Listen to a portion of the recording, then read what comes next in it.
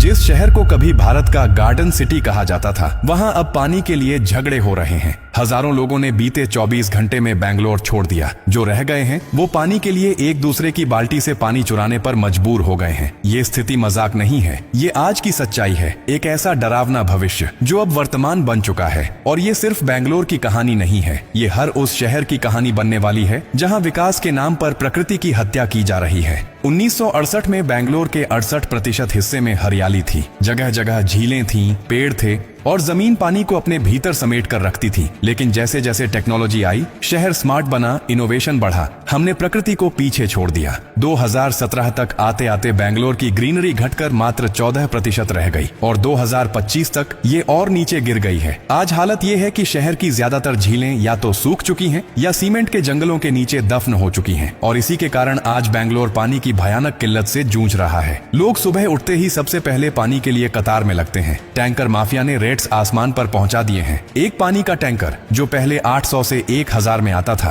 अब 3000 से 5000 रुपए में मिल रहा है। लेकिन पैसे देने के बाद भी गारंटी नहीं कि पानी मिलेगा। कॉलोनियों में झगड़े हो रहे हैं। बच्चों को स्कूल भेजने से पहले घर वाले सोचते हैं क्या हाथ धोने लायक पानी भी बचेगा। और सबसे डरावनी बात यह है कि ये स्थिति कोई अचानक नहीं आई। ये एक धीमा जहर था जो सालों से फैल रहा था और किसी ने ध्यान नहीं दिया। जब झीलों पर मॉल बने, जब पार्किंग के लिए पेड़ काटे गए, जब हर ग्रीन जोन को अपार्टमेंट में बदला गया, तब किसी ने नहीं सोचा कि एक दिन यही तरक्की हमारी बर्बादी बन जाएगी। और अब यही बर्बादी पूरे देश की ओर बढ़ रही है। जो बेंगलोर में हो रहा है वही बहुत जल्द दिल्ली, हैदराबाद, पुणे, मुंबई, लखनऊ और देश के हर उस शहर में होगा जहां लोग सोच रहे हैं कि अभी तो पानी आ रहा है, चिंता किस बात की। यही सबसे बड़ी भूल है। कुदरत जब पलटती है तो धीरे धीरे नहीं, एक ही झटके में सब कुछ छीन लेती है। और तब ना पैसा काम आता है, ना पावर, सिर्फ पछतावा बचता है। आज बेंगलोर में लोग एक एक घूंट पानी के लिए तरस रहे हैं। कल को यही लोग सांस लेने के लिए भी तरसेंगे। क्योंकि जब हरियाली खत्म होती है तो सिर्फ बारिश नहीं रुकती,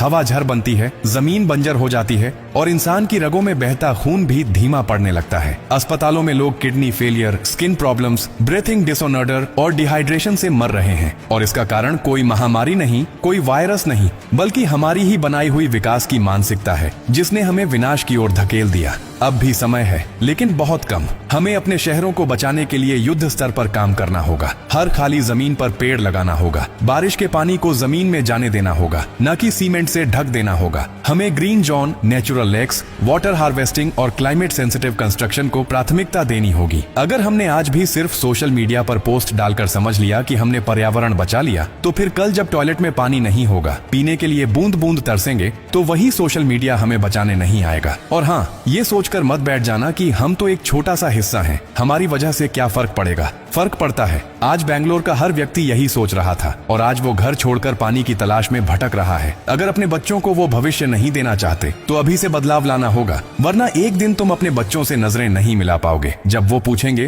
पापा आपने पानी क्यों खत्म होने दिया।